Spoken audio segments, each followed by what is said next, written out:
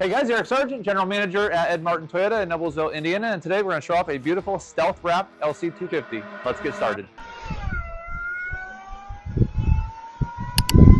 Okay, so aesthetically on the outside of the car, it looks like it's been wrapped in vinyl film. It actually has not. This is the Toyota Underground color. It's a gray that was new for 2024. Stealth paint protection film that we've added to this vehicle. Essentially is going to give it a different sheen. It's going to be satin, but also it's going to actually protect the vehicle. So it has self-healing characteristics. If you were using it off-road and you ran through some shrubbery or just day-to-day wear and tear, you should be able to take the scratch out of this vehicle with a heat gun. Typically it's about 140 degrees is when the plastic will self-heal and melt back together. This entire vehicle has been wrapped in the XPEL Stealth Paint Protection film, with the exception of some accent trim pieces. So as you notice right here on the front grille, we have a gloss black piece. Also the mirror caps as well as the door handles are covered in gloss black. We did that intentionally to kind of match the glass because that's one area that we really can't change the actual sheen of the vehicle. Also right here on the A-pillar lights is a gloss black material, and then also right around the rear tailgate area as well. So we did want to have the protection added to the vehicle, so we did add the paint protection film to these areas, but it's the XPEL Ultimate Plus paint protection film. So we still have the protection, but we're maintaining the glossy characteristics from various places of the vehicle.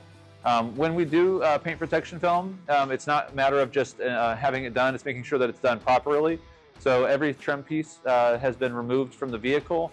All the edges are wrapped underneath and glued to the inside of the panels. Same thing over here on the door. All the belt moldings, on the entire mirrors, the entire door handles, all were completely removed to make sure that this film looks exactly like a paint job. So kind of moving on over here to the suspension, we've actually maintained retained the factory wheel. This is the 20-inch factory upgraded wheel from the port. So this wheel does have a little bit extra charge, but we didn't do it here at the dealership. If you have a Lane Cruiser with the premium package, most of them are going to come this way anyway.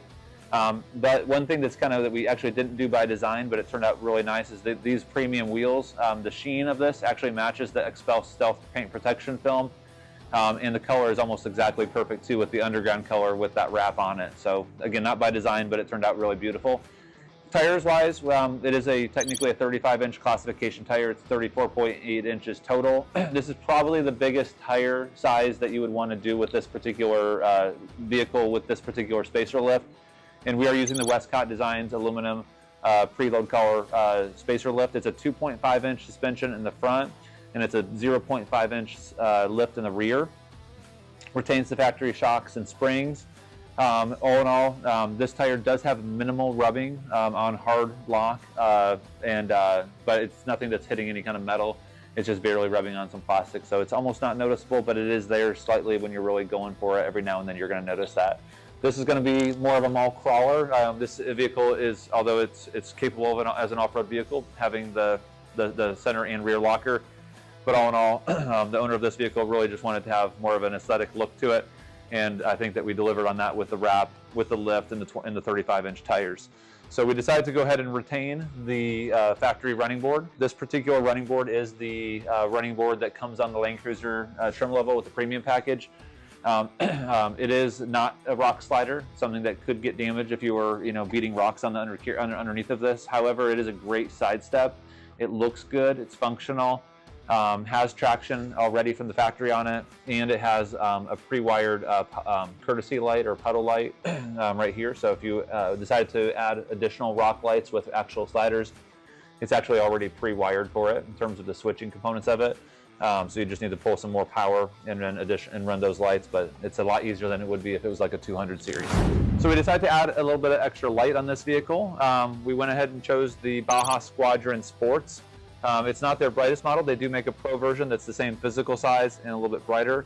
But again, this is mainly for aesthetic, but it is functional as well. This is the Squadron Sports in amber, and then to mount it to the vehicle, we are using an SDHQ A-pillar mount bracket that double functions for a GX 550 as well. It does require removal of this fairing right here, and then minimal cutting on it as well. But all in all, I'll show you the switch on this vehicle as well. It is an aftermarket switch. It does fit, and does look like an OEM switch, and it is labeled correctly. So for fog lights, we decided not to upgrade them. These are the Rigid Industries dual color amber and white fog lights that come standard on the Land Cruiser trim level and higher for 2024 model year. So for the roof rack, we decided to use the Westcott Designs roof rack for a couple of different reasons. The first and foremost honest reason is that they were one of the first ones that was available to market. We actually have had a chance to kind of compare it against the Toyota OEM1 and the Prince roof rack, and we'll do another separate video which we can link to for that. But one of the things that I really have liked about this roof rack, because I bought one for my personal 250, is the way that the wind fairing, it doesn't just stop right here, it actually cuts in. It adds a nice design element, it makes it look a little shorter than it actually is. But at the same time, it's a lot less wind noise, and they say that it gets you a little better fuel economy. When I say it has less wind noise, typically on any aftermarket roof rack, you're going to add additional wind noise, and this one probably is no exception to that. But when I got my personal 250, it came with the roof rack from the factory, and I can tell you that this is far less noisy than the Toyota OEM roof rack. And it starts right here, so you're actually really close to your ears, as opposed to the Toyota one that starts right behind the moonroof. So all in all, this is a great roof rack. I can tell you just from personal use on a couple thousand miles driving one already. Wind noise is absolutely stunning. No complaints whatsoever there. I can't comment too much on the fuel economy, but that's a claim that they do advertise. If you come back over here, you'll notice that it does have their kind of signature bottle opener on both sides. So now we're on top of the vehicle. Just to kind of highlight a couple of things, we have a total of 9 80/20 crossmember bars. This is the same amount that is in the Prinsu in terms of actual lateral, horizontally faced cross members. The one complaint that I have with this particular roof rack is it doesn't have any cutout slots for your bolt heads. So you are pretty much forced to either use a T-nut or T-bolt rather, or just removing the entire cross member to get your nuts or your bolt heads inside there. That's really my biggest and only complaint on this. There is a 10th cross member right here by the shark fin. One thing that I would like to point out that's really, and I'm sure this was an intentional design, but it was something that I found to be quite nice, is my typical question when I'm selling a vehicle that's either lifted and or with a roof rack is how tall is it? Is it going to fit in my garage? And so that's one of the first things that I measure.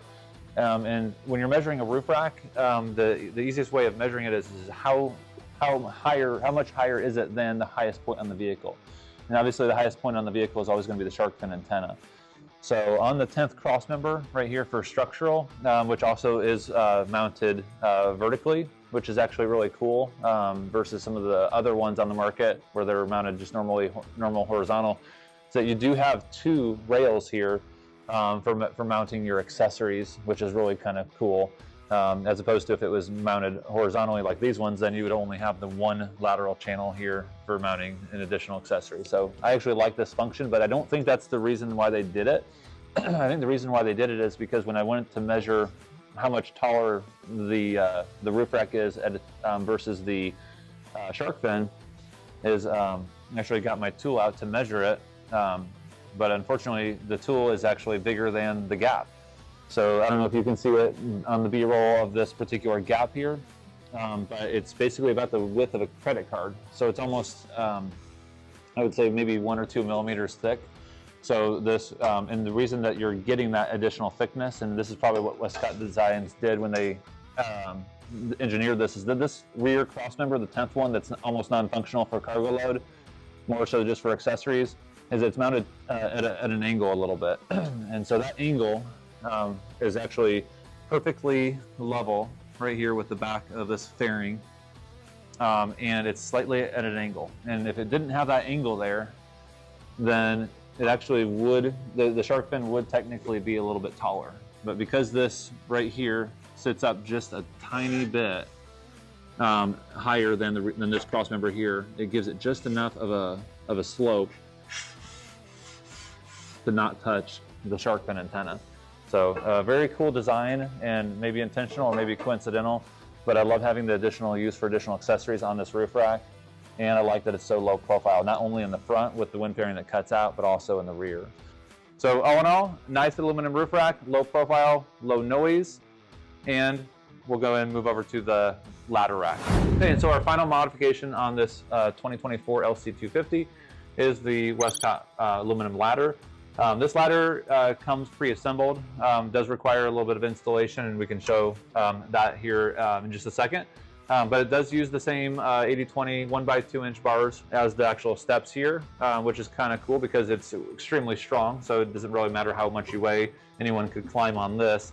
But also because it has the slots here, you could mount additional accessories inside the rails. I thought it would be kind of a cool function maybe to add some little LED lights in here. So we didn't do it on this project, but it's something that may come down the road.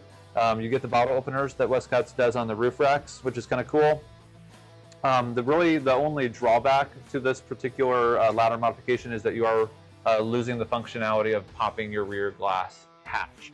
What we decided to do is actually just unplug the wiring harness behind here, because if somebody presses this button, although it's not going to crack the glass or pop it, if you did it, it's possible that maybe somebody else was borrowing your car or was at your camp and didn't really know what they were doing, and they just had to yank on it, and we just didn't want to really have that possible. So we just unplugged the wiring harness for this particular pop glass button. All in all, though, it's a great little ladder. It adds a really cool look to your vehicle, I think. And you can have it solo if you wanted to have a roof rack, or not have a roof rack, but you still wanted the ladder. It's not in conjunction with the roof rack. It doesn't infringe on it at all. So it's something that you could add for aesthetic or for function. But all in all, it's actually a really cool modification. So I've got the hatch kind of about 3/4 level here, so you can kind of have a better visual of how the adapter mounts to the bottom of the hatch itself. So this mounting plate, we use a little bit of a seam here, a seam sealer. Same thing that you'd use around cutting a hole in your bumper for a winch. But we basically just pinched that right here to the actual metal on the tailgate. And then if we kind of pull this up just a little bit more, you'll notice that there is a place for 2 additional bolt holes that you do have to drill into. These don't go all the way, they go all the way through the first layer of sheet metal, but obviously, you can't see it from the outside of the vehicle. But all in all, this is actually what's supporting the weight in conjunction with the other mount that's on the top of it. And one other accessory that we installed on this Land Cruiser is the first edition stock and Toyota Genuine Accessory skid plate for the engine on an LC250. And that's a wrap. If you guys like this build, please hit thumbs up and subscribe to the channel for future Land Cruiser content. If you have any comments, questions, or suggestions for the next one, please ask in the comment section below.